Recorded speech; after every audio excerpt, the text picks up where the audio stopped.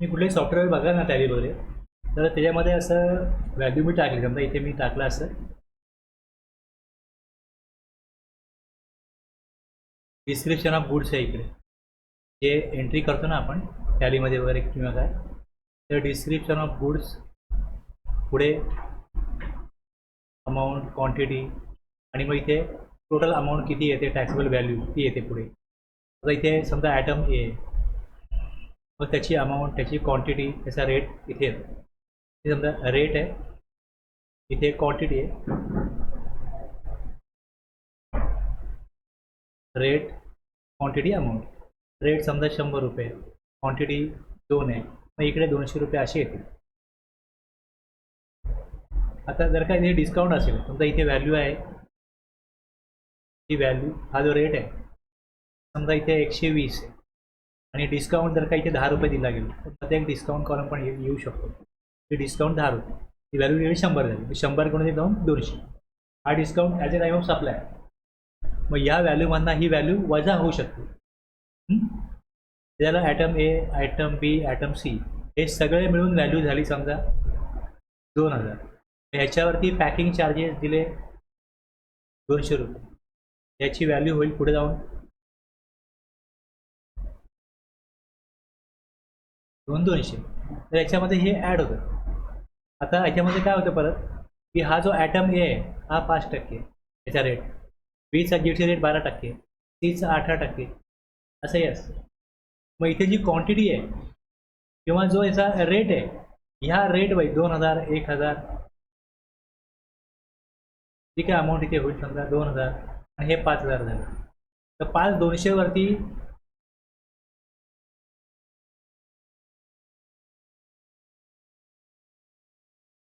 ही जीएसटीची amount add होईल. हे 200 रुपये प्रपोर्शनेटली ह्याच्यामध्ये वाटले जातील, यांच्या अमाऊंटमध्ये किंवा क्वांटिटीमध्ये. आणि मग ह्याची जी अमाऊंट आहे इथे 100 होईल, 100मध्ये हे 200 रुपये प्रपोर्शनेटली ॲड होतील आणि त्याच्यावरती खाली जो जीएसटी दिसतो 5%, 12, 18 त्याप्रमाणे दिसेल. हां, आता ही व्हॅल्यू 100 आहे, 200 आहे, 200मध्ये समजा हे 200 वाटून समजा 80 रुपये आले, तर 2080 वरती 5% लागेल.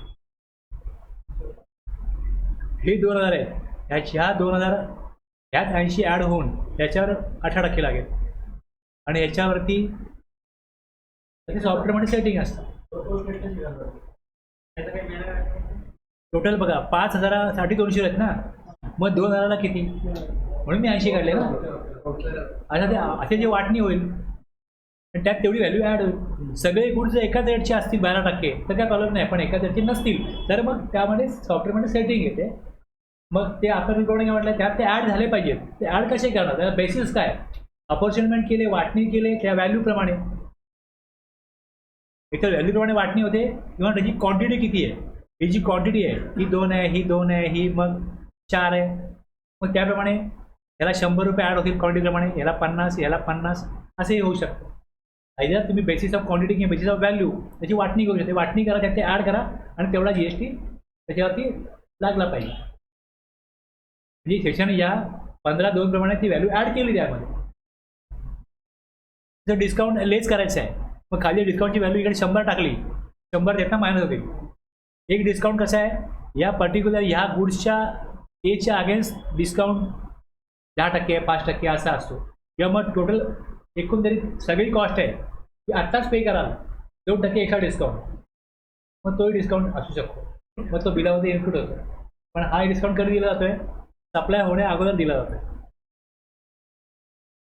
सप्लाय एकदा करून झाला का नंतर डिस्काउंट नाही. तुम्ही एखादं बिल बघायला असेल तुम्हाला आयडिया येईल कशा प्रकारे व्हॅल्यू ॲड केली जाते. Deduction of discount, any discount given before or at the time of supply, deduction from value, व्हॅल्यूनं कमी करा, जी व्हॅल्यू येईल त्यावर जीएसटी ॲप्लिकेबल होईल. दुसरं काय असतं, any discount given after supply.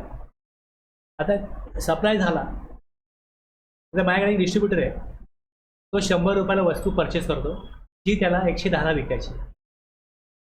त्याचं आणि मॅन्युफॅक्चरचा कॉन्ट्रॅक्ट आहे की तुला 10% मार्जिन देईन, तुला मी 10 रुपये मार्जिन तुझा मेंटेन करेन 100 रुपयावरती. पण प्रॉब्लेम असा होतो की ती 100 रुपयाची वस्तू त्याला मॅन्युफॅक्चरर सांगतो की डीमार्टला 90ला विक.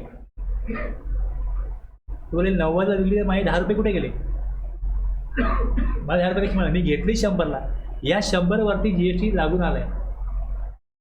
ओके, आता त्याच्या ITC जो असेल त्याला जो मिळेल 100वरती मिळेल, धरून चला तुम्ही. आणि जेव्हा तो 90ला विकतो तेव्हा तो आउटपुट टॅक्स कलेक्ट करेल 90वरती. त्याला 90 रुपयाला जो टॅक्स कलेक्ट केलेला असेल 100वरती भरलेला असेल त्याच्यावर ITC जास्त राहील ना. तो या 90 रुपयावरती काय करतो? GST कलेक्ट करतो आणि ITC म्हणणार तो GST पे करतो. हे त्यांचं ट्रान्झॅक्शन आहे. आणि जर त्याला कंपनी म्हणते की तुला आम्ही 90 रुपये वस्तू विकायला सांगतोय तर तुला 80ला पडली पाहिजे ना. मग कंपनी त्याला कमर्शियल क्रेडिट नोट देते 20 रुपयाची. ही 100ची वस्तू जी आहे 100ला नाही 20ला 80ला घेतली, 20 आम्हाला कमी दे. पण हा जो 20 रुपयाचा तो डिस्काउंट आहे, हा डिस्काउंट कधी आहे? याचं काय ॲग्रीमेंट नाही आहे. त्यामुळे ते 20 रुपयावरती GST लागून येत नाही. 80ला जेव्हा वस्तू विकली तेव्हा 80 प्लस GST बिल बनलं. पण जेव्हा क्रेडिट नोट बनते 20 रुपयाची तेव्हा त्यातनं GST लेस नाही होत. कारण तो ॲग्रीमेंट नाही आहे की असा कुठला डिस्काउंट आम्ही फ्युचरमध्ये देऊ. पण त्याला डिस्काउंट द्यायला लागतो कारण त्याची वस्तू मार्केटला 110ने कोण विकत घेत नाही, 90ने विकत घेतात. डिस्ट्रीब्युटरने घेतले केवढ्याला? 100ला, आणि मार्केट व्हॅल्यूज 90 आहे. डिस्ट्रीब्युटरला 80ला विकलं तर डिस्ट्रीब्युटरला बोलले 10 रुपये माझे वसूल झाले. कारण 10 रुपयामध्ये डिस्ट्रीब्युटरला ते गुड स्टोरेज करा, ट्रान्सपोर्ट करा आणि मग त्याचं पेमेंट डिस्ट्रीब्युटर घेतो. मार्केटला वस्तू घेतली, पण सप्लायरला डिस्ट्रीब्युटर इमिजिएट पेमेंट करतो. तर सप्लायरला तो 80 रुपये लगेच पेमेंट करतो, 20 रुपये क्रेडिट नोट सप्लायर त्याला देतो. पण GST लॉमध्ये सांगितलं काय की जर का तुम्ही ॲग्रीमेंट नाही आहे तुमच्याकडे डिस्काउंट द्यायला आणि पोस्टल डिस्काउंट आहे तर तुम्ही फक्त व्हॅल्यू कमी करा, GST कमी नाही होणार. म्हणजे जो ITC रिसिपेंटला मिळतो तो 100वरती मिळतो, पण तो पुढे सप्लाय करतो तो 80ने करतो. 80वर GST कलेक्ट करतो, 90वर GST कलेक्ट करतो. असं होतं. ह्यात मॅन्युफॅक्चर लॉस होतो कारण त्याला वस्तू विकायची होती 80ला, त्यांनी विकली 100ला, 100वर GST कलेक्ट केला, गव्हर्नमेंटला पे केला. Any discount given after supply agreed at the time और बिफोर सप्लाय. ॲग्रीमेंट असेल ती डेबिट नोट क्रेडिट नोट जी आहे ती लिंक टू द इनवॉइस आहे तर मग ITC रिवर्स करता येईल.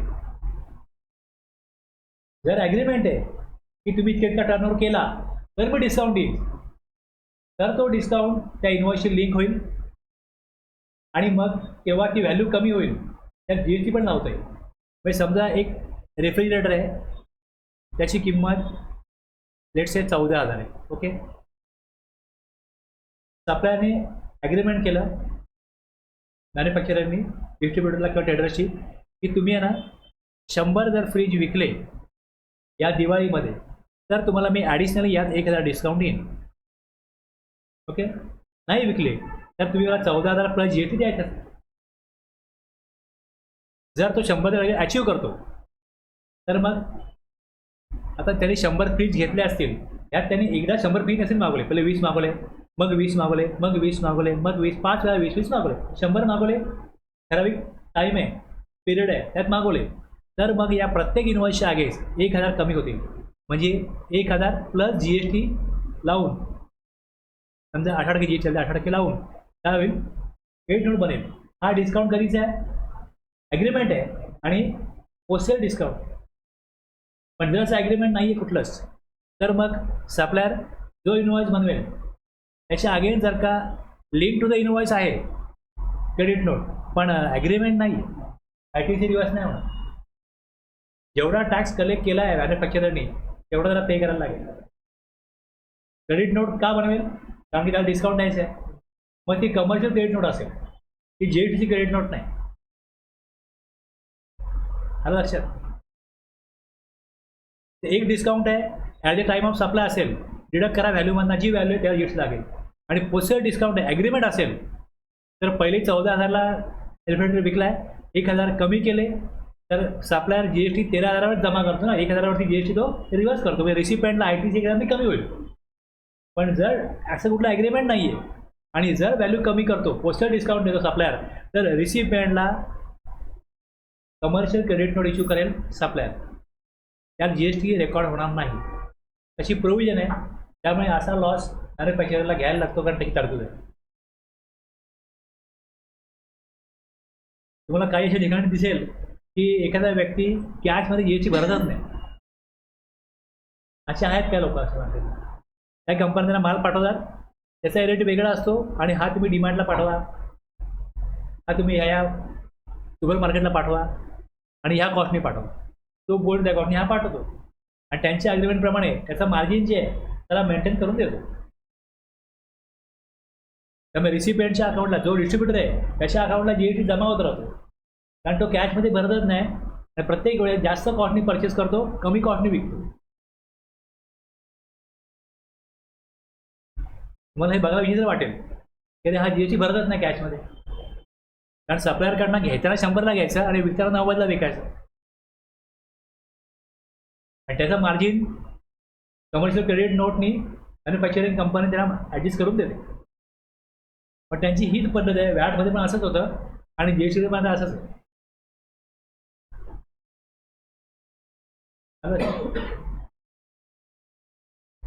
मॅन्युफॅक्चरिंग कंपनी जास्त GST कलेक्ट करून भरते आणि रिसिपियंटच्या अकाउंटला ITC जमा होत राहतो. ते दुसरा कुठला माल तो घेत असेल त्यात तो ITC वापरला जाईल, अदरवाईज तो ITC जमा होत राहतो तिकडे. कळलं ना मी काय म्हणालो.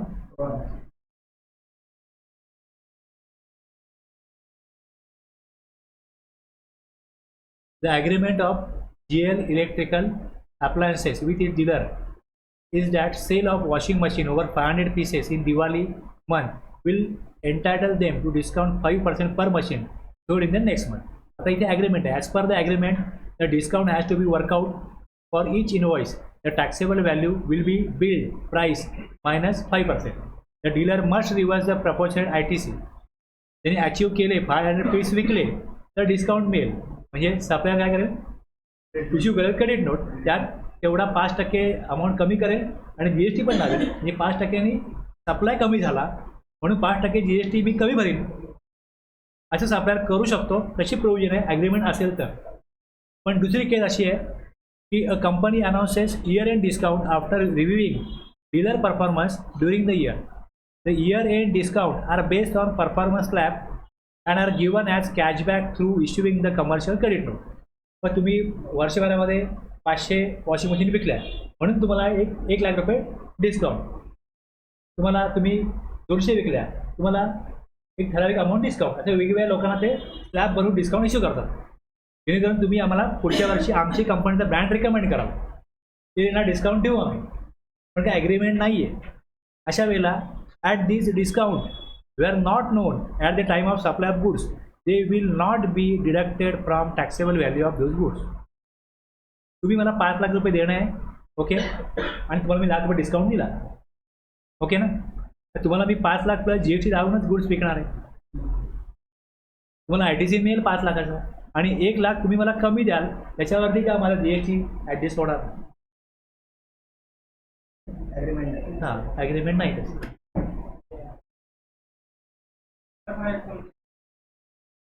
पहिल्यापासून ठरलंय ना की तुम्ही एक टार्गेट अचीव केलं तर तुम्हाला डिस्काउंट देईन, तर हे ॲग्रीमेंट झालं. त्यांचं काय असेल तर जी ऑफर आहे ना ती ऑफर ते कम्युनिकेट करतील, ईमेल थ्रू करतील, अजून काय वेगळ्या प्रकारे करतील. तर पुरावा आहे किंवा हे आम्ही दिले 4 लाखांनी अचीव केलं, त्यांना दिला डिस्काउंट, तुम्ही नाही केला तुम्हाला नाही मिळणार असं आहे. किंवा अशा प्रकारे त्यांचे कोण हे असतील कंपनीचे सेल्समन, ते त्यांना हे आमच्या कंपनीची रिटर्न प्रॉमिस आहे, हे घ्या, हे साईन केलं आणि डायरेक्टरनी हे तुम्हाला रिटर्न ऑफर आहे. जी रिक्वायरमेंट्स कायद्यामध्ये असेल त्याप्रमाणे ते ॲग्रीमेंट म्हणजे रिटर्न ऑफर आहे, साईन केलेली. हे बघा हे ॲग्रीमेंट आहे. आता ह्या डीलरला फायदाच आहे, जो परचेस केला त्याला फायदा आहे, तो ते डिसॲग्री करण्याचा प्रश्नच नाही ना काय.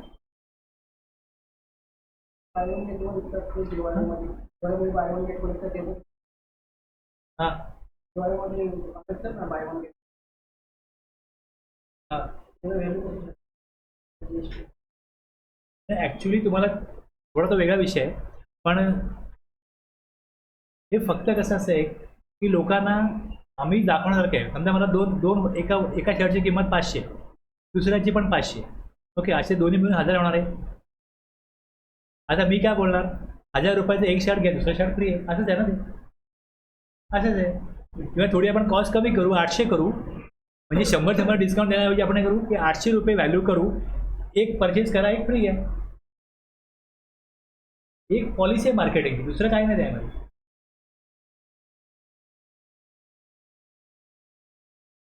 क्रेडिट नोट क्रॉस व्हेरीफाय करण्यासाठी काय क्रेडिट नोट असतात ना आमच्याकडे, क्रॉस व्हेरिफिकेशन आमचे क्रेडिट नोट आम्ही व्हेरिफिकेशन ॲग्रीमेंट मागू शकतो ना.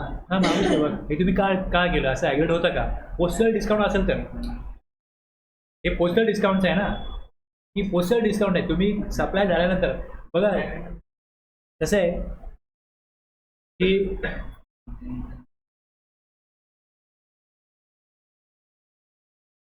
एक लक्षात घ्या तुम्ही,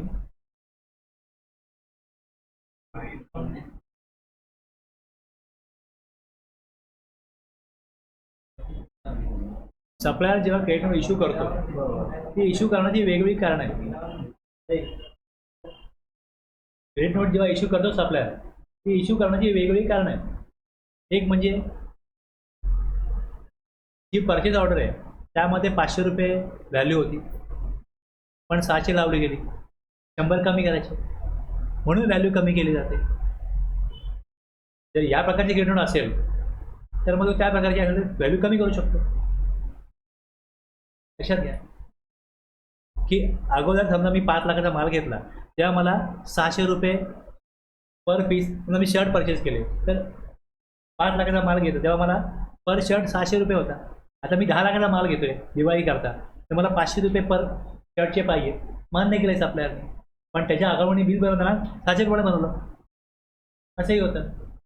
मॅनेजरनी किंवा पुढच्या व्यक्तीने काय कॉन्ट्रॅक्ट केलं हे अकाउंटला माहिती नाही, तर नेहमीप्रमाणे आपलं बिल बनवतो आणि जास्त अमाऊंटचं बिल जातं, माल जातो, व नंतर कळतं अरे जास्त व्हॅल्यूचे हे गेलेलं आहे. मग तो विचारतो अरे माल तर आला आहे पण बिल चुकलं आहे. मग ठीक आहे, मग काय करणार, मग याचं व्हॅल्यू कमी करायची, 600ची 500 करायचे, मग 100 रुपयाची काय येईल तिकडे, क्रेडिट नोट येईल. असं आहे ना, एक्सेस व्हॅल्यू लावली गेली त्या गुड्सला. हा एक वेगळा विषय आहे, हा विषय असू शकतो. आणि दुसरा हा डिस्काउंट दिला, हा वेगळा विषय. डिस्काउंट दिला तर तो ह्यात लिहून देईल की डिस्काउंट दिला. क्रेडिट नोटमध्ये तो विषय लिहायला लागेल ना की क्रेडिट नोट का बनवतोय. जर तुम्हाला तसा क्रेडिट नोट मिळाली की इथे त्यांनी पोस्टल डिस्काउंट दिला आहे, तर तुम्ही विचाराल मग ॲग्रीमेंट होतात. जर त्यांनी जीएसटी तिकडे लावला असेल तर. जर जीएसटी लावलाच नाही तर जीएसटी तो रिव्हर्स करू शकत नाही, सप्लायर तिकडे जीएसटी लावू शकत नाही. आणि जर पोस्टल डिस्काउंट देतोय आणि तिथे जीएसटी लावतोय तर त्याचं ॲग्रीमेंट पाहिजे.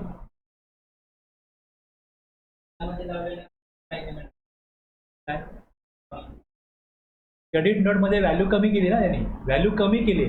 ती व्हॅल्यू का कमी केली, आणि जर तो बोलला की पोस्टल डिस्काउंट दिला, मग पोस्टल डिस्काउंट दिला त्यात जीएसटी पण चार्ज केला का त्यांनी, म्हणजे तो आरटीसी रिव्हर्स करायला लागेल ना रिसिपिएंटला.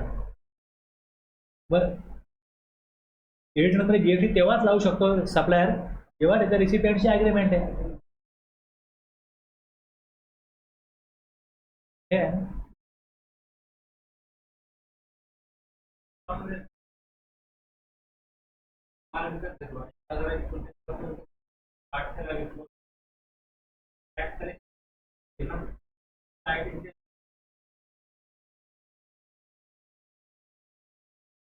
रिफंड इथे राहणारच ना. जर मी 1000ला परचेस केलंय, हां,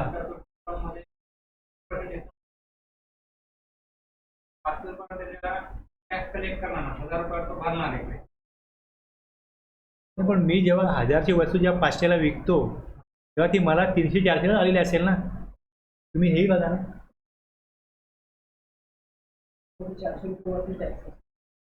मी जर परचेस केली 300-400ला तर मी त्यापेक्षा कमी कॉस्टला विकणार नाही ना. जर माझा रनिंग बिझनेस आहे, दिवाळा निघालेला नाही तर रनिंग बिझनेस आहे, मी प्रॉफिट अर्न करायला बिझनेस करतोय, तर मी 400ची वस्तू 1000 नॉर्मल मार्केट आहे, तर समजा जास्त सेल व्हायला पाहिजे किंवा आपलं नाव व्हायला पाहिजे. म्हणून केव्हा केव्हा अशा प्रकारे मग काहीतरी ऑफर देऊन ते 400ची वस्तू 500ला विकू शकतात. एखाद्या शॉप ते 2-2 लाख रुपये भाडं आहे, तर त्याला 400ची वस्तू 800ला 1000ला विकायला लागते, तरच त्याला आपला सगळा खर्च निघतो, अदरवाईज निघत नाही. ट्रेडरला मार्जिन जास्त असतं. कारण पैशाला काय गुड्स बनवले, मार्केटला ऑर्डर आहे, गुड्स पाठवले, संपलं. पण ट्रेडरला गुड्स समोर दाखवायला ठेवायला लागतात, स्टॉक ठेवायला लागतो, त्यामुळे ट्रेडरला मार्जिन जास्त असतं. कंपनी रिमोट एरियामध्ये असते, तिथे फॅक्टरीचं भाडं कमी असतं, पण जेव्हा मार्केटला याल तुम्ही, छोट्या शॉपचं भाडं जास्त आहे, त्यामुळे ट्रेडरला मार्जिन जास्त कंपनी ऑफर करते की तुम्ही गुड्स ठेवा, स्टॉक ठेवा आणि मार्जिन घ्या. पण एखाद्याला आपलं नाव जर मार्केटला एस्टॅब्लिश करायचं असेल, तर तो असा हेवी डिस्काउंट देऊन की या सीझनला मी कमवणार नाही, पण माझं नाव आहे ते एस्टॅब्लिश करेल. Business policy. हां, असं आहे. तेव्हा डिस्काउंट तो मोठा देऊ शकतो. 400ची वस्तू 500ला विकू किंवा 400ची 400लाच विकू. म्हणजे ॲक्च्युली मी 400ला परचेस करतो ना, त्या माझा खर्च वगैरे धरून ती वस्तू मला नाही म्हटलं तरी 700ला पडत असते. मी 700च्या खाली विकली म्हणजे लॉसला विकली. तुम्ही कुठल्याही व्यापारात कॉस्टिंग मला केवढ्याला आली, तर बोले मला कंपनीकडनं भले 400ला आली, पण इतर खर्चाचा विचारात घेतला तर मला 700ला पडते ही वस्तू. 700च्या खाली मी विकूच शकत नाही. कंपनीने ॲडव्हर्टाईज म्हणून त्याला एक पैसे एवढे मग तेच मला बोललो ना, जसं तो मी मला सांगितलं की त्यांनी वस्तू 100ला घेतली आहे, त्याने 110ला विकायला पाहिजे. तर कंपनी बोलते की आमचा माल जात नाही आहे, तू काम कर 90ला विक, आमचा डिमांडचे कॉन्ट्रॅक्ट झालं आहे, ते 90ला घ्यायला तयार आहे, यूज क्वालिटी 90ला घ्यायला तयार आहे. ते बोले ठीक आहे, मग मला 10 रुपये माझं मार्जिन. मग ठीक आहे ना, 100ला घेतलं ना तू, तुला आम्ही 20 रुपयाची क्रेडिट नोट देतो. हा डिस्काउंट तो दिला त्याला, हा डिस्काउंट ॲग्रीड नाही आहे. 100 रुपयावर GST कलेक्ट करणार आणि भरणार मॅन्युफॅक्चरर. 20 रुपयावरती ITC रिवर्स नाही होणार. होतं काय, डिस्ट्रीब्युटरला 100 रुपयावरती ITC मिळतो आणि तो 90ला विकतोय, तेव्हा 90वर टॅक्स कलेक्ट करतो. त्यामुळे त्याला कॅशमध्ये GST भरायलाच लागत नाही. त्या केसेस बऱ्याच आहेत मार्केटला तुम्ही बघायला तर.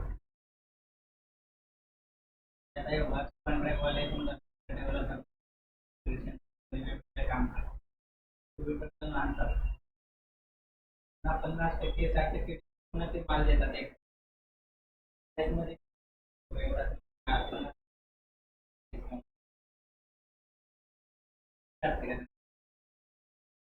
डिस्काउंट मी तुम्हाला ते सांगितलं बघा, एखाद्या वस्तूमध्ये किती मार्जिन आहे ना. काय काय वस्तू अशा आहेत की 100ची वस्तू 200ला विकली जाते, अशा वस्तू मार्केटला बऱ्याच आहेत. तर जेव्हा एखाद्या बिल्डर बोलेल किंवा मी मोठ्या क्वांटिटीवरती गुड्स घेतो, मला 40% डिस्काउंट पाहिजे, तो डिस्काउंट देऊ शकतो. असं आहे ना की जो मला 6 महिन्यात माल विकायला जाणार आहे, तो जर का एकाच बिलात विकला जाणार असेल, थोडं मार्जिन मिळेल ते चालेल, डिस्काउंट तेव्हा देणं शक्य आहे. तिथे हा डिस्काउंट कधी आहे, at the time of supply discount आहे ना. हा पोस्टल डिस्काउंट नाही आहे, हा पोस्टल डिस्काउंट नाही आहे. डिस्काउंट 2 प्रकारचे आहेत, मी तुम्हाला पहिले सांगितलं. एक डिस्काउंट जो आहे तो जेव्हा सप्लाय होतो, हा 15(3)A मधला हा आहे की any discount given before at the time of supply, deduction from value, deduct करा, जी व्हॅल्यू येईल त्यावर GST कलेक्ट करा. पण दुसरा डिस्काउंट कसा आहे 15(3)B मधला, की एक ॲग्रीमेंट आहे डिस्काउंट फ्युचरमध्ये देऊ, दुसरा ॲग्रीमेंट नाही आहे तरी पण डिस्काउंट देतात, पोस्टल डिस्काउंट. तेव्हा काय ट्रीटमेंट येईल ते सांगितलं.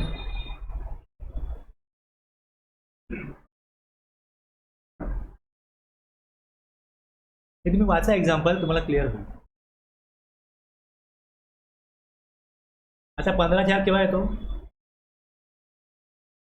की supplies where value cannot be determine under section 15(1). Okay, 15(1) प्रमाणे व्हॅल्यू डिटरमाइन करता येत नाही. एक काय यामध्ये, price is not a sole consideration, किंवा मग रेसिपियंट कोण आहे, रिलेटेड पार्टी असेल. मग इथे रूल केले, रूल 27 वर, rule 27, consideration not wholly in money.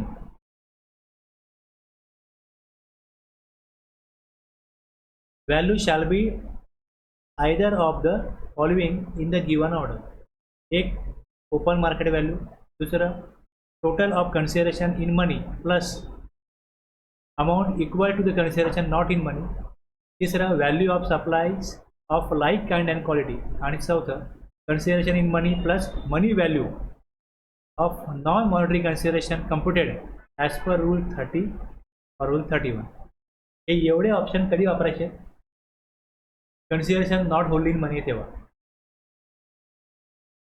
आता हा जो रूल 30 आहे तो काय सांगतो की 110% व्हॅल्यू घे, cost of production plus 10%, cost of acquisition म्हणजे एखादी वस्तूचा मला ताबा मिळाला, केवढा मिळाला? 100 रुपयाला, 110%, 110 रुपये घे, 10% एक्स्ट्रा घे.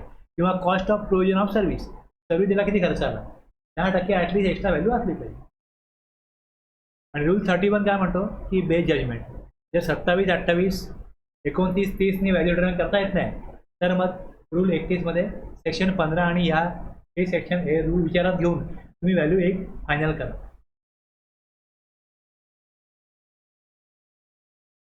आता ज्यावेळेस बार्टर आहे, एक्सचेंज आहे. आता एक्सचेंजमध्ये काय असतं? एक्सचेंज बार्टरमध्ये फरक काय? एक्सचेंज आणि बार्टरमध्ये फरक काय? समजा एका व्यक्तीचं एक सलून आहे, थोडीशी लॉन्ड्री, बाजूला दुकान आहे, लॉन्ड्रीला म्हणतो की मी तुझे कपडे देऊन देतो, तू माझी केस दाढी करत जा. ओके, इथे कन्सिडरेशन काइंडमध्ये. बार्टर म्हणजे काय झालं? कन्सिडरेशन काइंडमध्ये. टॅक्स कशावर आहे? टॅक्स सप्लायवर आहे. सप्लाय केला ना तुम्ही.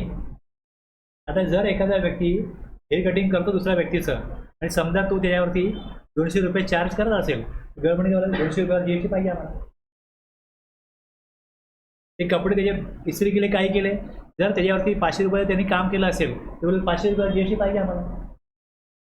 याच्या बदल्यात तुम्ही काय घेता कन्सिडरेशन ते आम्हाला घेणं नाही. सप्लाय झाला की नाही, सप्लाय गुड्स आहे, सर्व्हिसचा आहे, आम्हाला टॅक्स पाहिजे. मग त्यावेळेस कुठल्या व्हॅल्यूवर टॅक्स लागेल? ओके, जर हेअर कटिंग त्याने केलं आणि तिकडे समजा मी गेलो, तो माझ्याकडनं 200 रुपये घेतो, तर 200 रुपये काय? Open market value. मग 200 रुपयात तुम्ही जीएसटी पे करा. वेअर एक्झाम्पल बघा काय, वेअर न्यू फोन, आता हे काय एक्सचेंज आहे. New phone is supplied for ₹20,000 along with the exchange of an old phone and if the price is of new phone without exchange 24,000. 24,000 काय? Open market value. बार्टर आहे किंवा exchange आहे. जर ते नाही होत आणि जर एखादा व्यक्ती कॅशनी पेमेंट करतो, किती पेमेंट करतो, ती ओपन मार्केट व्हॅल्यू आहे. त्या व्हॅल्यूवर जीएसटी ॲप्लिकेबल होईल. म्हणजे तुम्ही जर का 20,000 रुपये कॅशमध्ये दिले आणि जुना फोन दिला तर 24,000चा इनवॉइस बनला पाहिजे आणि 24,000वर जीएसटी घेतला गेला पाहिजे.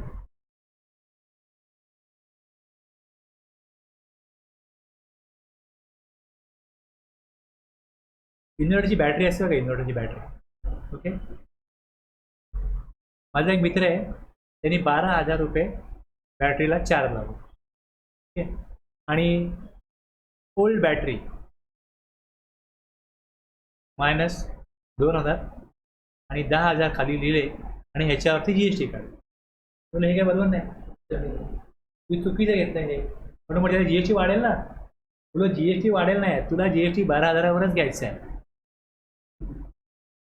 म्हणजे तो जीएसटी तू कमी कलेक्ट करशील, रिसिपेंट करणार, गव्हर्नमेंट तुझ्याकडनं कलेक्ट करेल. रूल हे सांगतो की रूल 27 प्रमाणे तुला पूर्ण व्हॅल्यू कॅशमध्ये मिळत नाही, कॅशमध्ये 10,000 मिळतात, म्हणून 10,000 जीएसटी घ्यायचा हे तू ठरवलंयस. तुला रूल परमिट नाही करत जीएसटी 10,000वरती घ्यायला.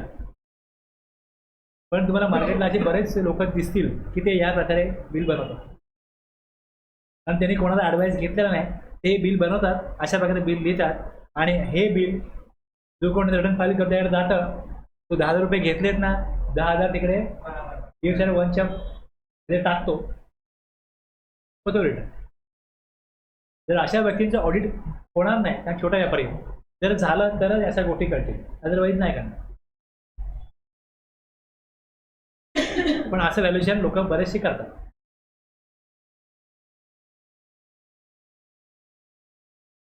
जे मी शिकवतो ना ते मी लोकांना बघतो पुढे आता मी बॅटरी शेवटची बॅटरी मी घेतली होती, ती खराब झाली, मग मी स्क्रॅपमध्ये विकली तर मला मार्केटला तिकडे स्क्रॅपमध्ये 3,000 मिळतात. हे लोक ह्यांच्याकडे बॅटरीला 2,000 करतात किंमत. तर मी त्याला विचारलं मग बिल कसं बनवाल, किती रुपये GST लागेल, म्हणतो मग 12,000 तुमची बॅटरी आहे, मी 2,000 कमी करतो, GST 1,000 लागेल. मी ऐकलं त्याचं, बरं तू असं कर. आपल्याला GST झालं. हां, आपण ते शिकवतोय ते मार्केटला चालतं की नाही चालतंय, म्हणून मी विचारतो लोकांना असं. मी माझी बॅटरी डायरेक्ट स्क्रॅपवाला विकली, त्याने मला 3,000 दिले, मग मी याच्याकडनं 12,000 तुझी नवीन बॅटरी आणली. पण जे काय आपण लॉ बघतोय तो मार्केटला चालतो की नाही चालतोय हे जर तुम्ही बघाल तर तुम्हाला बऱ्याच गोष्टी कळतील. तुम्ही कुठे काही वस्तू घ्यायला जा, तुम्हाला विचारलेला GST नंबर आहे का, बोला आहे, मग रेग्युलर आहे कंपल्शन आहे, रेग्युलर आहे, मग तुम्ही इन्व्हॉइस देत नाही, तुम्हाला पाहिजे का. आता मी पैसे दिले, उरलेले पैसे परत घेते, पॉकेटमध्ये ठेवलं आणि त्याला विचारतोय, पण त्याचं द्यायला पाहिजे ना इन्व्हॉइस. तुम्ही जर का रेग्युलरमध्ये आहात तर इन्व्हॉइस द्यायला पाहिजे. नाही आम्ही कोणी मागितलं देतो, अदरवाईज काय नाही, असंच आहे. त्यांनी इन्व्हॉइस नाही देत, त्यांचा सेल परचेस किती होता सध्या. तुम्हाला म्हणून सांगतो ना, तुम्ही आता ह्या डिपार्टमेंटला काम करताना तुम्ही ज्या काही वस्तू घेत असाल किंवा मला शॉपमधनं त्यांना विचारा.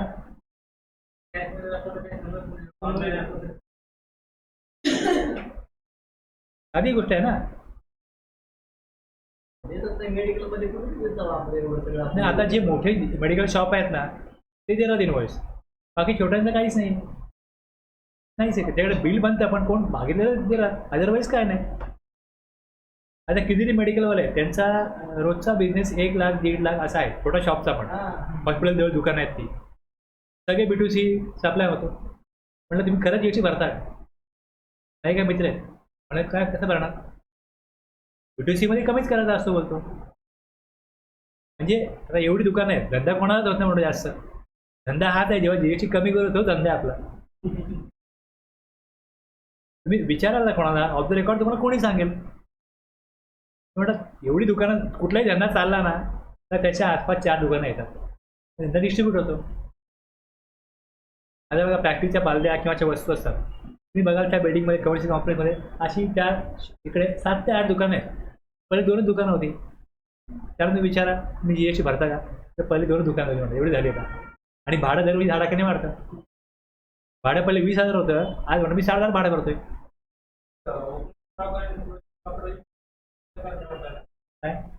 नाही पण तुम्ही लक्षात घ्या की जे छोटे टॅक्सपेअर आहेत ना ह्यांना गव्हर्नमेंट कंट्रोल नाही करू शकत आणि गव्हर्नमेंटला कंट्रोल करायचं पण नाही, कारण की रोजगार गव्हर्नमेंट त्यांना देत नाहीये, ते आपला बिझनेस करतायत, आपला संघर्ष करतायत आणि जमीन तेवढा टॅक्स भरतायत ना. काहीच भरत नाही तर गोष्ट वेगळी आहे, काहीतरी भरतायत भरू दे, जाऊ दे. कोण कंपोजिशनमध्ये आहे, कोण रेग्युलरमध्ये चाललंय. जे मोठे मोठे मॅन्युफॅक्चरर आहेत ना तेच गव्हर्नमेंटचे मेन टार्गेट आहेत, कॉन्ट्रॅक्टर आहेत, बस त्यांनी GST प्रॉपर जमा केला तरी आपला विकास होईल देशात. हे चाललंय कोणाकरता, जनतेकरता चाललंय ना. पण तुम्ही सगळ्यांना वेटीस धरले नाही, प्रॉपर GST भरा, प्रॉपर रूल फॉलो करा, व्हॅल्युएशन प्रॉपर भरा, लोक हैराण होतील. असं आहे. एवढा शिस्तीमध्ये जर आपल्याला आपल्या वडिलांनी बघितलं, आपल्या वडील नकोचे झाले छोटं, कोणाला शिस्त नकोच आहे ना.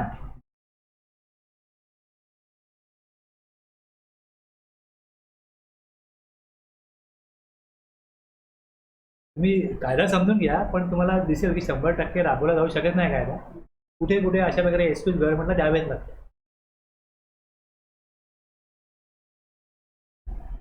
दुसरा एक्झाम्पल बघा आहे, consideration in money plus further money value of consideration. यामध्ये where laptop is supplied for ₹40,000 along with the barter of a printer that is manufactured by the recipient. तुमचा एक लॅपटॉप आहे, तुम्ही मला विकताय, ओके. तुम्ही मला काय सांगता, 40,000 रुपये द्या आणि तुमचा laptop.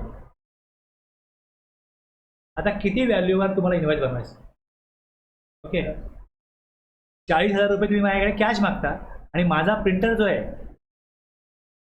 Along with the barter of printer that is manufactured by the recipient and the value of the printer known at the time of supply is 4,000, but the open market value of the laptop is not known.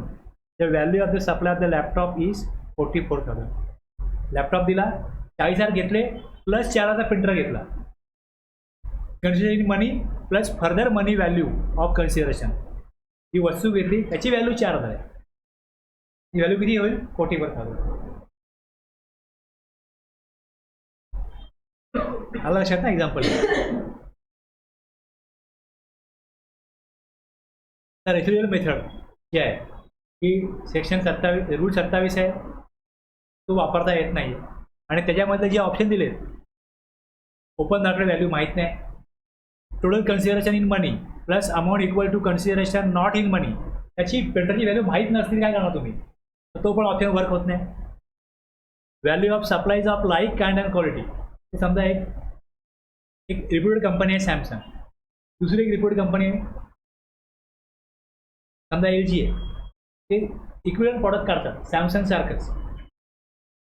मग त्यांचं रिप्युटेशन दोघांचं same आहे, ती कुठली वस्तू आहे ती पण त्याच प्रकारचं फंक्शन देते.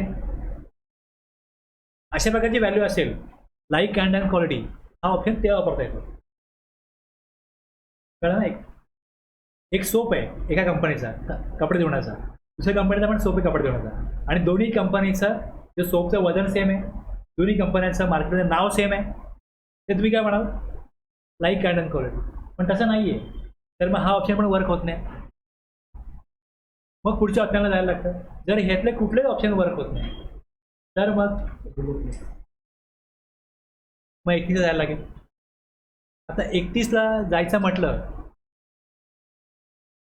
तर ह्यामध्ये असं आहे की रूल 30मध्ये वस्तू केवढ्याला पडते. आता मी सर्व्हिस देतो, एखाद्या डॉक्टर एखादं ऑपरेशन करतो, सर्व्हिस आहे बरोबर, पण त्यांनी त्याकरता 10 वर्ष 20 वर्ष 25 वर्ष अनुभव घेतलेला असतो. त्यामुळे माझ्या सर्व्हिसची व्हॅल्यू किती आहे? 10% एक्स्ट्रा असेल. सर्व्हिसची व्हॅल्यू काढता नाही ना. मग सर्व्हिसची व्हॅल्यू, सर्व्हिस जर असेल तर रूल 30 स्किप करून रूल 31ला जाऊ शकतो. तुम्ही व्हॅल्यू डिटरमाइन करा तुमच्या पद्धतीने. गुड्स आहे तर मग विचार होईल रूल 30चा. Provided that in the case of supply of service the supplier may opt for this rule ignoring rule 30. Okay, सर्व्हिसच्या केसमध्ये रूल 30 इग्नोर करता येतो. जर 27 प्रमाणे व्हॅल्युएशन करता येत नसेल तर मग रूल 31ला जाऊ शकतो directly supply of service. Goods आहे तर रूल 30 विचारात घ्या. आता पहिले ओपन मार्केट व्हॅल्यू डिटरमाइन होत नाही तर दुसऱ्या ऑप्शनला जा, दुसराही वर्क होत नाही तर तिसरा ऑप्शन जा, तोही वर्क होत नाही तर चौथा जा. असं नाही आहे की 4 मधला मला बेस्ट कुठला मी सिलेक्ट करेन, असं नाही. या सिक्वेन्सनी जायला पाहिजे. रूल 27 हे सांगतो की तुम्ही सुरुवात कशी आहे रूल 27ची. Value shall be either of the following in the given order, या ऑर्डरप्रमाणेच जा. जर पहिला ऑप्शन वर्क होत नाही तर दुसरा ऑप्शन लागतो. चूज नाही करायचा, चॉईस दिलेला नाही आहे.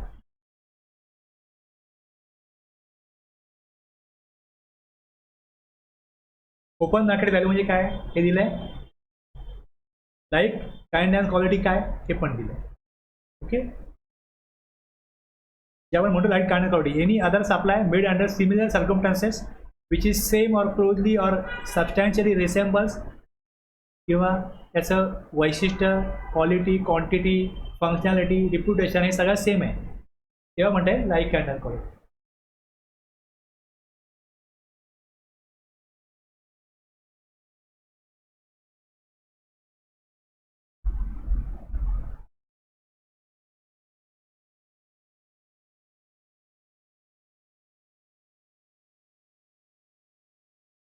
रूल तुम्हाला 31 सांगतो पहिले बघा, बरोबर आहे. रूल 31 केव्हा येईल? कुठला रूल फॉलो करता येत नाही, रूल 31ला. एक कॉस्मेटिक कंपनी आहे, buys its product from a sub contractor who supplies tester of each product to be place in retail outlets free of charge.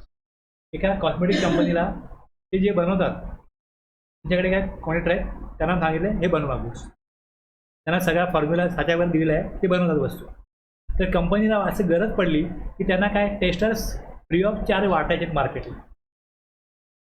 जे प्रॉडक्ट आहे त्याची काय क्वांटिटी असेल, त्या पॅकेट असतील, तरी सांगितलं की आपल्याला एक छोटे तुम्ही सॅम्पल काढा, ते बनवा, हे प्रोडक्शन जे चालू आहे ते सांगवा, पहिले सॅम्पल बनवून द्या. आता त्यांनी जे काय वेगवेगळ्या पॅकेटमध्ये ते कॉस्मेटिक प्रॉडक्ट त्यांचं असेल ते भरण्याकरता त्यांनी बनवलं होतं. आणि जर कंपनीने बरेच ऑर्डर दिली त्यात ते करू नका. पहिले काय करा, सॅम्पल तुम्ही एक फ्री ऑफ चार्ज त्याला एक छोटे पाऊच बनवा आणि ते मार्केटमध्ये पाठवलं. आता त्या पाऊचची काय व्हॅल्यू लावायची? असे पाऊच दुसरी कुठली कंपनी बनवतच नाही. ओपन मार्केट व्हॅल्यू त्याची काही येणारच नाही. मग आता व्हॅल्यू काय लावायची त्या प्रत्येक पाऊचची? इथे पॉसिबल मेथड काय असेल? ती वस्तू केवढ्याला पडली 10% एक्स्ट्रा घ्या, तेही काढता येत नाही. कारण जे रॉ मटेरियल आणलं होतं, जे प्रोसेसमध्ये होतं, त्यांनी मध्ये सांगितलं की आम्हाला इमिजिएटली पहिले तुम्ही टेस्टर बनवून द्या, सॅम्पल बनवून द्या, जे आम्हाला मार्केटमध्ये फ्री ऑफ चार्ज डिस्ट्रीब्यूट करायचे. आता पॉसिबल मेथड काय? सेक्शन 15 आणि रूल वापरा आणि तुम्ही ठरवा व्हॅल्यू काय असेल. आता जर का possible method may be pro रेटा reduction of the price based on different in size from the product is sold. समजा तर जे एका पॅकेटमध्ये, बाटलीमध्ये, बॉक्समध्ये जी वस्तू विकली जाते त्याची किती क्वालिटी आहे, लिटरमध्ये, वजनामध्ये, त्यात किती कॉस्ट काय, आणि जो सॅम्पल आहे ते प्रपोर्शनेटली किती दिलं जातं. समजा 500 रुपये आपण घेतो आणि त्यामध्ये जर 500 ml असेल किंवा 100 ml असेल आणि 2 ml 5 ml चे जर का फ्री ऑफ चार्ज सॅम्पल जातो तर प्रपोर्शनेटली कॉस्ट काढा आणि तेवढ्या व्हॅल्यूचा सप्लाय केला असं सांगतो. व्हॅल्यू कशी घेतली? त्याचं जे वजन आहे, त्याची जे काय वैशिष्ट्य आहे त्यानुसार ती व्हॅल्यू पुरवठा बेसिसवर ठरवली. रूल 31 तेव्हा लागू होतो की तुम्हाला काहीच ऑप्शन मिळत नाही. म्हणजे ओपन मार्केट व्हॅल्यू, चारही ऑप्शन वर्क होत नाही.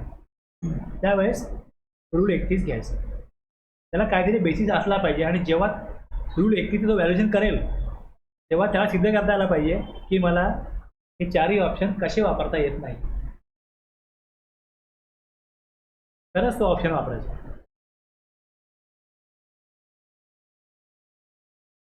रूल 27 कळला. रूल 28ला काय? Supply between distinct related person other than agent. Brand supply केला, ब्रँडने सप्लाय केला तर रूल 28ला आहे. ब्रँचला डिस्टिंक्ट पर्सन कोण आहे? ब्रँच. एक बँक ऑफ इंडिया महाराष्ट्र आहे, समजा बँक ऑफ इंडिया महाराष्ट्र आहे, बँक ऑफ इंडिया गुजरात आहे, त्यांना सप्लाय केला. बँक ऑफ इंडिया गोवा आहे, एकमेकांना सप्लाय केला. सप्लाय ऑफ सर्व्हिस आहे, तर ते काय होतील? Distinct person. आता आपण जे बघितलं रिलेटेड पर्सन त्यांना सप्लाय केला अदर दॅन एजंट. एजंट असेल तर मग एजंट कसा रूल 29 दिवस. एजंटला सप्लाय केला रूल 29 प्रमाणे व्हॅल्यू घ्या. यात पण तसंच आहे. Value shall be either of the following in the given order.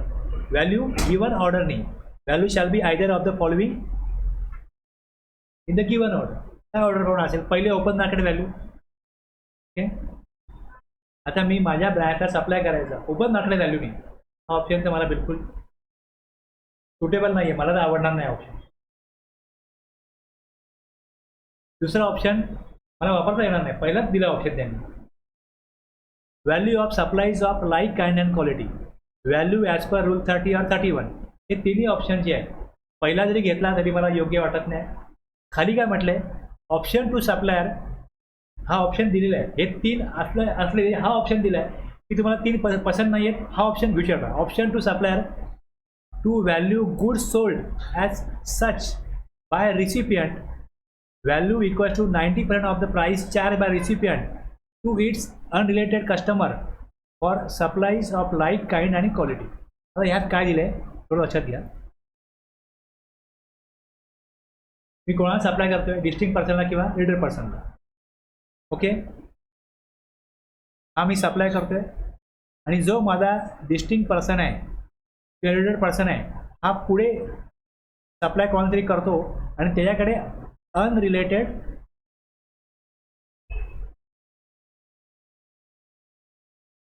Recipient आहे. ओके, मी ह्याला सेल करतोय प्रॉडक्ट ए, हा पुढे like kind and quality product B आहे ते सप्लाय करतो त्याच्या अनरिलेटेड रिसिपियंट. त्याची जी व्हॅल्यू आहे, समजा याची व्हॅल्यू 150 आहे तर ह्याच्या 90% म्हणजे 135 रुपयाला मी प्रॉडक्ट ए ह्याला सप्लाय करू शकतो. हा ऑप्शन आहे, हा ऑप्शन आहे. काय दिलंय? Option to supplier to value goods sold as such by recipient value equals to 90% of the price charge by recipient to its त्याच्या अनरिलेटेड कस्टमरला for supplies of like kind and quality. म्हणजे मी माझ्या distinct पर्सनला जे supply करतोय ते product A, तसं like kind and quality B supply करतो त्याच्या अनरिलेटेड रिसिपियंटला प्रॉडक्ट बी, ते 150ला आहे. याच्या 90% कॉस्ट मी या प्रॉडक्ट ए साठी चार्ज करू शकतो. हा ऑप्शन आहे, हा ऑप्शन वापरता येईल. झालं, हा एक ऑप्शन झाला. दुसरा ऑप्शन काय? Recipient eligible for ITC. जर रिसिपियंट ITC घेणार आहे का, लक्षात घ्या काय. आता मी ज्याला डिस्टिंक्ट पर्सन आहे किंवा रिटेल पर्सन आहे त्याला मी सप्लाय करतोय, तो ITC घेणार आहे म्हणजे तो पुढे सप्लाय करेल ना. जर असं आहे का, invoice value equals to open market value, जी कुठली व्हॅल्यू मी टाकीन ती ओपन मार्केट व्हॅल्यू म्हणून समजलं जाईल. ओपन मार्केट व्हॅल्यू कुठली आहे? जी व्हॅल्यू मी टाकीन. जर रिसिपियंट ITC घेणार आहे तर काही व्हॅल्यू टाका. म्हणजे रिटेल पर्सनला डिस्टिंक्ट पर्सनला जर तो फर्दर सप्लाय करणार असेल तर कुठली व्हॅल्यू दिली चालणार. कळलं? जर रिसिपियंट फर्दर सप्लाय करणार नसेल तर हा ऑप्शन नाही. हां, मग हा पण ऑप्शन त्याला सूट योग्य वाटेल हा घेऊ शकतो. अदरवाईज पहिला ऑप्शन काय? ओपन मार्केट व्हॅल्यू, जे तुम्ही दुसऱ्यांना ज्या कॉटला विकता त्याच कॉटला ब्रँड लावून सप्लाय करा, त्याच कॉस्टनी 80% पण सप्लाय करा. जर रिसिपियंट फर्दर सप्लाय करतो ITC घेणार आहे तर मग काही व्हॅल्यू द्या, मग काय प्रॉब्लेम नाही. म्हणजे प्रॉपर टॅक्स कट व्हायला पाहिजे. जर रेसिपियंट ITC घेतोय तर मग फोर्स करण्याची गरज नाही ना की ओपन मार्केट व्हॅल्यूच पाहिजे. ही व्हॅल्यू द्याल ती ओपन मार्केट व्हॅल्यू. कळलं? एजंट असेल, एजंटला काय ऑप्शन दिलाय? Value shall be either of the following in the given order. एक ओपन मार्केट व्हॅल्यू और इथे और आहे ओपन मार्केट व्हॅल्यू किंवा 90% of price charge by recipient to his unrelated customer for supplies of like kind and quality. 90%. मी product A विकतोय आणि माझा एजंट प्रॉडक्ट बी जेव्हा विकतो तेव्हा जी व्हॅल्यू घेतो लाईक काइंड अँड क्वालिटी आहे त्याच्या 90% व्हॅल्यू मी त्याला देऊ शकतो. किंवा व्हॅल्यू हा ऑप्शन जर का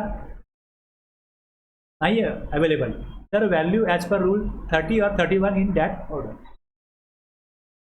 एजंट सर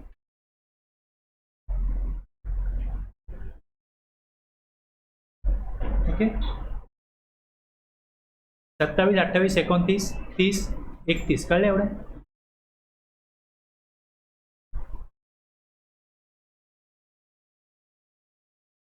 याची एक्झाम्पल दिलीत खाली. थोडा तुम्हाला ह्यात वेळ थोडा गुंतागुंत आहे, तुम्हाला थोडा वेळ देण्याची गरज आहे. तुम्ही वाचलं तुम्हाला क्लिअर होईल. आणि हे नंतर नका वाचू, सोमवार ते शुक्रवारमध्ये वाचा, मग तुम्हाला नंतर आठवणार नाही काहीच.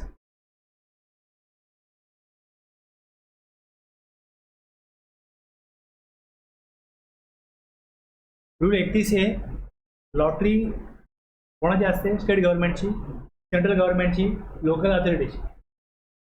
रिव्हर्स चार्जमध्ये त्यांचा एजंट किंवा डिस्ट्रीब्युटर त्याला GST भरतो. गव्हर्नमेंट GST कलेक्ट करत नाही कोणाकडनं? एजंटकडनं.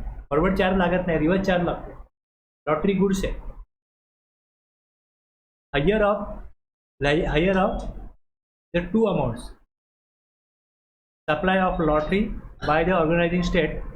Organizing state means the state government which conducts the lottery either on its own territory or sells it ticket in the territory of any other state. आता लॉटरीवरती 28% GST आहे. 100 divided by 120 of the face value of ticket or 100 divided by 128 of the price as notified in the official gazette by the organizing state. Official गॅजेटमध्ये काय value ठेवली? एक तर face value किंवा दुसरं price as notified in the official gazette. Higher of the two values. Higher of the two value. The government of state runs a lottery where face value of lottery ticket is 250 and the price notified by the state government in the official gazette is 240. Higher काय 250 आहे. Here the value of lottery is कशी काढली बघा. 250 into 100 divided by 128. Okay, ही आली 195. आणि दुसरं 240च्या into 100 divided by 128 ती किती येईल. हायर काय 190. ही व्हॅलिडेशन. अशी व्हॅल्यू काढायची लॉटरीची.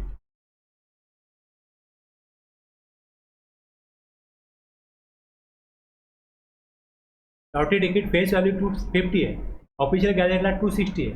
मग 260 प्रमाणे व्हॅल्यू काढायची. 250 येते 195, 260 येते 203. हायर ऑफ व्हॅल्यू घ्यायची. Supply of actionable claim in the form of chance to win a betting, gambling or horse racing in a race course. 100% of the value of the bet or the amount paid into the totalizer. हे device असतं, computerise device. त्यामध्ये जी बेट लावतो, जेवढे लोक बेट लावतात त्यांची value घेतं आणि त्यातनं काही टॅक्सेस आणि चार्जेस वजा करून जी व्हॅल्यू राहते ती विनरमध्ये वाटली जाते. ओके, गेटची व्हॅल्यू काय घ्यायची. 100% of the face value of the bet और the amount paid into the total. जेवढी व्हॅल्यू त्यात लावली आहे त्याच्या 100% व्हॅल्यूवरती GST लागेल.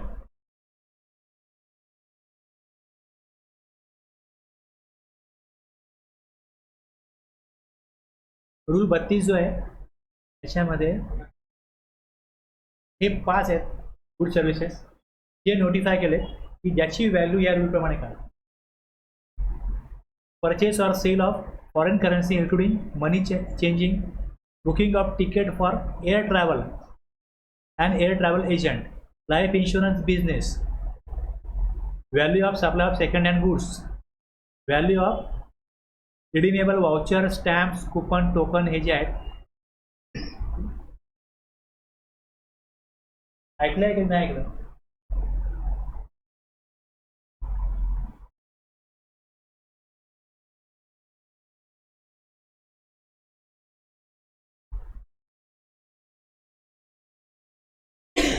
Rule 32 provides a valuation method for 5 specific supplies. Rule 32 overrides other rules for valuation. The supplies prescribed in this rule need not be valued by sequentially following rule. 27 ते 31 लागू होत नाही याला. हे जे प्रॉडक्ट हे जर का सप्लाय असतील तर रूल 32 प्रमाणे त्याचं व्हॅल्युएशन करायचं. The valuation methods prescribed under Rule 32 are optional. The supplier can use if he so desires. He can also opt to value his supplies in accordance with other valuation rules. Choice दिलाय सप्लायरला की 15 प्रमाणे value काढा, otherwise या rule प्रमाणे काढा. Determination of value of services, purchase of sale of foreign currencies including money change.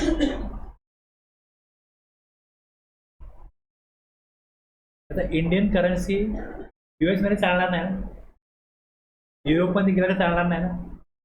तिकडे US dollar चालेल किंवा तिकडे युरोपमध्ये पाऊंड असेल तर पाऊंड तिथे वापरायला लागेल. UK pound. Okay, UK pound किंवा US डॉलर. जर तुम्हाला वेगळ्या कंट्रीमध्ये जायचं असेल तर तुम्हाला काय करायला लागेल, ती करन्सी घ्यायला लागेल. आता मनीवरती देखील लागत नाही. समजा माझ्याकडे 500 रुपयाच्या 10 नोटा आहेत आणि मला 100 रुपयाच्या नोटा पाहिजे असतील. मी तुम्हाला सांगितलं की हे तुम्ही मला 500 10 नोटा ठेवा आणि मला तुम्ही 100च्या नोटा द्या. किती 100, बरोबर आहे. तुम्ही मला दिल्या तर या व्यवहारात GSTचा संबंध काही येत नाही. पण तुम्ही सांगितले सुट्टे मी तुम्हाला देतोय, त्या बदल्यात तुम्ही मला 100 रुपये एक्स्ट्रा द्यायचे. As a consideration. ओके, 100 रुपये काय झाला, 4 झाला ना, सुट्टे पैसे देण्याचा 4 झाला. मी चहावाल्याकडे बघा, चहावाल्याकडे पैसे सुट्टे पैसे असतात. मी 7 रुपयाचा चहा घ्याल, तुम्हाला 3 रुपये सुट्टे देईल.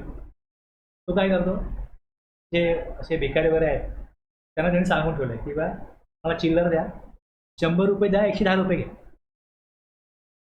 प्लस 1 कप चहा पिऊन जा. बरोबर आहे ना. तर सुट्टी देण्याचं हे काय झालं, कन्सिडरेशन झालं. तर हे 10 रुपये जे वरचे जे चार्जेस आहेत, हा सप्लाय आहे. सुट्टी देण्याची त्यांनी सर्व्हिस दिली, 10 रुपये कन्सिडरेशन घेतलं, ह्या 10 रुपयावर जीएसटी लागेल. तसं इथे काय केलं आहे की रुपीज देऊन कुठली तरी करन्सी पाहिजे, किंवा कुठली तरी करन्सी मी जाऊन आलो, फॉरेन ट्रिप करून आलो, आता माझ्याकडे करन्सी उरली, आता मला इंडियावर राहायचं आहे, तर करन्सीचा काय उपयोग नाही, ही करन्सी घ्या, मला रुपीज द्या. आता जो हे काम करतो कुठल्या व्हॅल्यूवर जीएसटी घ्यायचं. Transaction where one of the currencies exchange in Indian rupees, exchange Indian रुपीजमध्ये. Okay, the value of supply is difference between buying rate आणि selling rate of currency and RBI reference. मी इकडे जुनी पुस्तकं बघा दुकानात, जुन्या पुस्तकाचं की तुम्ही पुस्तकं आम्हाला जुनी पुस्तकं देऊ, खरेदी विक्री होईल इकडे. ते पुस्तक मी द्यायला गेलो तर पुस्तकाची किंमत माझ्या 10 रुपये आहे. तो बोलेल 4 रुपये देईन तुला या पुस्तकाची. ठीक आहे, 5वीची पुस्तकं विकली मी. दुसरा व्यक्ती आला, तो बोलला हे पुस्तक द्या, तो बोलतो 6 रुपये. हे पुस्तक 4ला विकत घेतलंय जुनं पुस्तक, ते विकताना तो 6 रुपये मागतो. डिफरन्स किती बाईंग अँड सेलिंगमधला, 2 रुपये ना. ही 2 रुपये व्हॅल्यू ऑफ सप्लाय, या 2 रुपयावरती जीएसटी लागला. त्यांनी 4ला घेऊन 6ला विकली ना, मग त्यांनी 2 रुपये अर्न केले ना. The value of supply is difference between buying and selling rate of currency and RBI reference rate for that currency at the time of exchange multiplied by total unit of foreign currency. एक पुस्तक नाही घेतलं, 10 पुस्तकं घेतली तर multiply by 10 होईल ना, मग 60 रुपये होतील ना. डिफरन्स किती आहे, मल्टिप्लाइड बाय किती युनिट घेतले त्यांनी मल्टिप्लाय करा. However, if RBI rate for currency is not available, then value of supply is 1% of the gross amount of Indian rupees provided received by the person changing the money. RBI reference rate उपलब्ध असेल पण नसेल पण, काही कंट्रीजचा असू शकेल, काही कंट्रीजचा नसेल, तर मग किती रुपये घेतले त्याच्या 1% व्हॅल्यू. आता बघा, RBI reference rate available, dealers buying और selling rate minus RBI base rate into total unit of currency. आणि दुसरं काय, जर RBI reference rate not available, 1% of gross amount of currency exchange in rupees.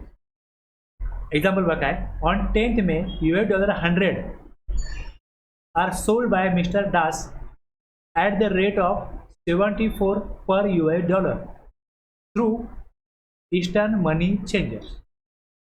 $100 दिले, RBI reference rate किती आहे, 75 $, 75 rupees $. The value of supply is this case is 75. हा काय 75, हा सेलिंग रेट आहे.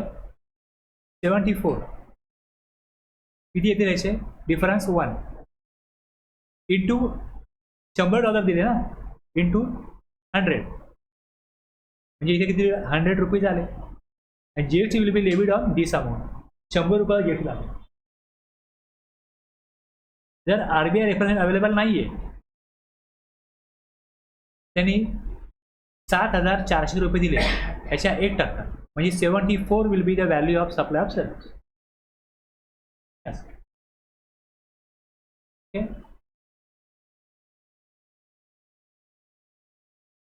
केस 2 मध्ये काय, transaction where neither of the currencies exchange in Indian rupees, value of supply 1% of the lesser of 2 amounts. म्हणजे मला $US द्यायचे आणि पाऊंड घ्यायचे, किंवा पाऊंड देऊन $US घ्यायचे.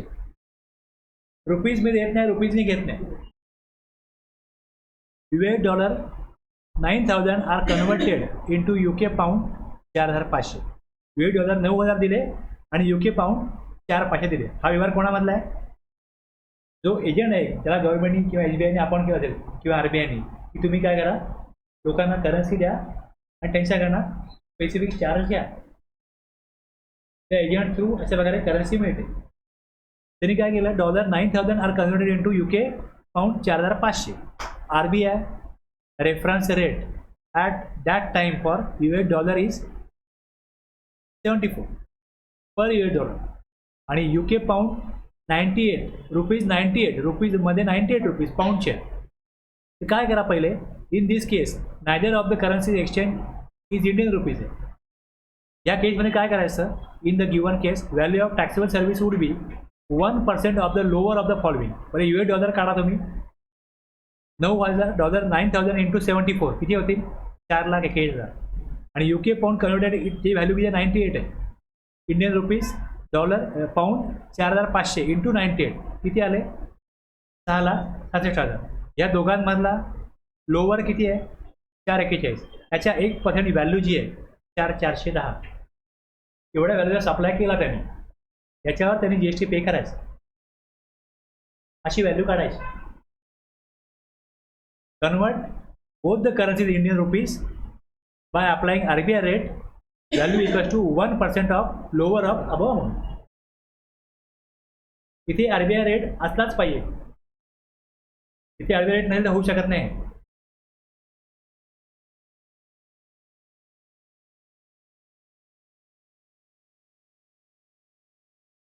दुसरी मेथड काय दिली आहे, the person supplying the service may also exercise the following option based on slab rate to ascertain the value of service. However, once opted, he cannot withdraw it during the remaining part of the payment. एक वरती option दिला तो आहे. दुसरं ह्या पद्धतीने काढायचं की अप टू रुपीज 1,00,000 1 लाखापर्यंत करन्सी एक्सचेंज करायची. 1 लाखापर्यंत 1% of the gross amount of currency exchange और 250 विच एव्हर इज हायर. 1 लाखापर्यंत करन्सी US डॉलर पाहिजे. मिनिमम चार्ज, मॅक्झिमम चार्ज किती येईल? 250 रुपये. मॅक्झिमम 250 येईल किंवा 1% of the gross amount of currency exchange. आता 1 लाखापर्यंत किती लागतो? 1% म्हणजे किती होईल? 1,000 होईल ना. 1 लाखापर्यंत मॅक्झिमम 1,000 होईल आणि मिनिमम 250 होईल. एक्सिडिंग रुपीज 1,00,000 जर असेल आणि 10 लाखापर्यंत असेल तर 1,000 प्लस ही 1,000च्या वरची अमाऊंट आहे. 1 लाखाच्या वरची जी अमाऊंट आहे, 1 लाखाच्या वरची अमाऊंट म्हणजे 9 लाख, त्याच्यावरती 0.50% of the gross amount currency exchange minus 1 lakh. 9 लाखावर किती येतील? 0. मग ते 4.5 होतील ना, बरोबर ना. पुढे 10 लाखाच्या वरती आहे तर 10 लाखापर्यंत किती आहे? 5,500 प्लस 0.1% ऑफ द 10 लाखाच्या वरची अमाऊंट जेवढी आहे त्याच्यावरती 0.1% और 60,000 विच एव्हर इज लो. या प्रकारे घ्यायचं.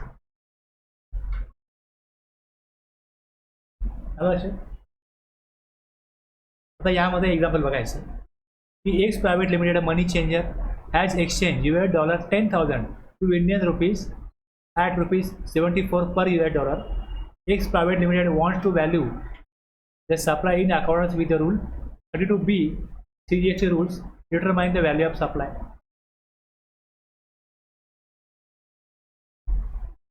Value of currency exchange in Indian rupees किती आहे? 74 into डॉलर 10,000 7,40,000.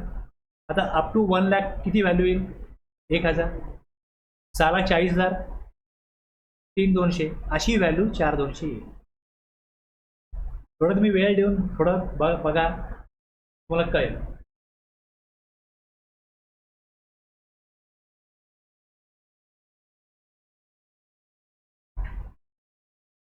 थांबू.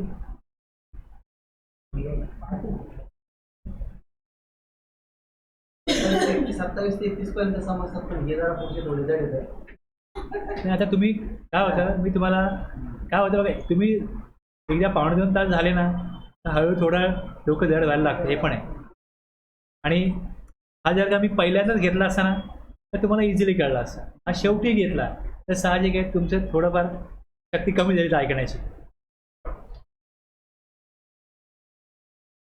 मी थोडं बघा, तर पुढच्या क्लासला मी हा परत सांगेन. हे जेवढं आहे तेवढं सगळं हे 5 जे आहेत सप्लाय हे घेऊन पुढचं आपलं हे होऊन जाईल जे आहे ते. कळलं? तुम्ही ॲटलिस्ट कधी हे ऐकलेलं असेल ना, कधी आलं काम मग तुम्ही बघू शकता. ते काम कधी आलंच नाही तर ह्याला काय अर्थच नाही, ह्याला काय महत्त्वच नाही. हां, ती केस कधी आलीच नाही तर नाहीच आहे ना.